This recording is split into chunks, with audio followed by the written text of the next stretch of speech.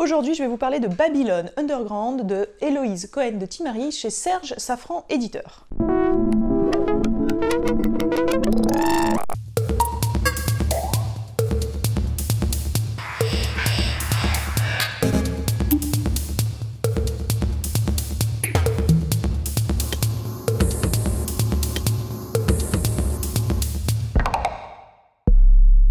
Alors qui n'a jamais rêvé de changer d'identité, changer de vie sur un coup de tête, ou une décision un petit peu organisée, de passer complètement dans un autre univers, dans un autre monde, de délaisser donc sa vie de famille, de couple, pour partir d'un nouveau pied. Et bien c'est ce que va faire le héros de ce livre.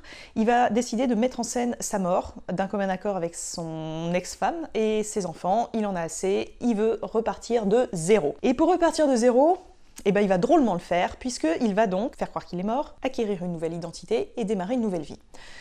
Sauf qu'il y a un petit détail qu'il n'avait pas prévu, c'est que la personne qui va lui fournir sa nouvelle identité va lui fournir une identité de femme. Précisons que notre héros initial n'est absolument pas théorie du genre, n'est absolument pas branché trans-identité, rien du tout. Il va donc se retrouver obligé d'incarner cette femme.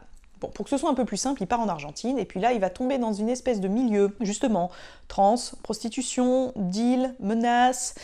La vie va pas être un fleuve très tranquille, il va être assez long, mais il va être très mouvementé, et puis il va découvrir que c'est pas évident de tomber amoureux quand on est un homme, de tomber amoureux d'une femme, alors qu'on est soi-même supposé être une femme et qu'on ne doit pas se départir de son costume, sinon on a des problèmes. Donc voilà pour l'intrigue, qui est très bien menée et plutôt assez soutenue, puisque l'auteur à aucun moment ne tombe dans des clichés, ne tombe dans le lourdingue. Il y a de très bons polars argentins, elle va pas trop de ce côté, mais quand même flirte un peu avec le polar, et à aucun moment on tombe dans une espèce de complaisance, ni dans une forme de jugement. Il y a une espèce de neutralité tout au long du récit, qui nous donne l'impression de lire le récit de quelqu'un qu'on connaît, qui nous raconte juste un petit peu ses grosses galères, ses grosses prises de conscience et comment ça va se passer au quotidien. C'est un roman qui est plutôt subtil, qui se lit très vite et qui est haletant, captivant, dans lequel on est pris, on s'identifie aux personnages, que ce soit cet obscur trans forcé, que ce soit aux mères maquerelles diverses et variées, on s'attache aux autres trans, aux personnalités un peu paumées qu'on trouve, et en fait on se rend compte qu'on est simplement dans un roman qui parle de vie, qui parle de soi, qui parle de comment est-ce qu'on passe à autre chose dans sa vie, est-ce qu'on peut le faire, est-ce qu'on a les couilles pour le faire ou pas, hein, c'est une petite pirouette.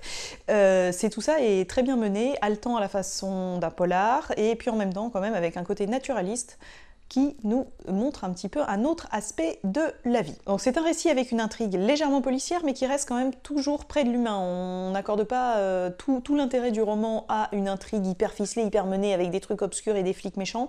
Non, on assiste à l'évolution de quelqu'un qui se retrouve quand même un peu paumé et un petit peu forcé de pas trop savoir ce qu'il veut faire, et c'est très attachant. Donc voilà, ce roman s'appelait Babylon Underground d'Héloïse Cohen de Timari chez un éditeur qui s'appelle Serge Safran, donc je vous le recommande vivement.